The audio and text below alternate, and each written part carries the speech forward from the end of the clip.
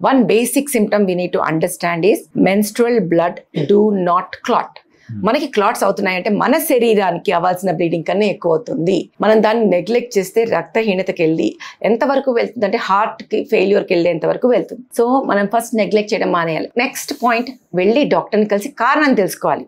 Is it hormonal imbalance or any organic lesion is there అనేది. So polyps ఉన్నాయా, fibroids ఉన్నాయా, endometriotic cyst ఉన్నాయా, adenomyosis ఉందా, లేక ఏమైనా బ్లడ్ థిన్నర్స్ వాడుతున్న వల్ల బ్లీడింగ్ అవుతుంది, చాలా రీజన్స్ ఉంటాయి. ఆ రీజన్ బట్టిగా మనం ట్రీట్మెంట్ చెప్తూ ఉంటాం. చెప్పినప్పుడు 4 నుంచి 6 నెలల పాటు హార్మోనల్ ట్రీట్మెంట్ ఇస్తాం అవసరం అనుకుంటే. అవి కంట్రోల్ అవ్వకపోతేనే మెరీనాకి వెళ్తాం.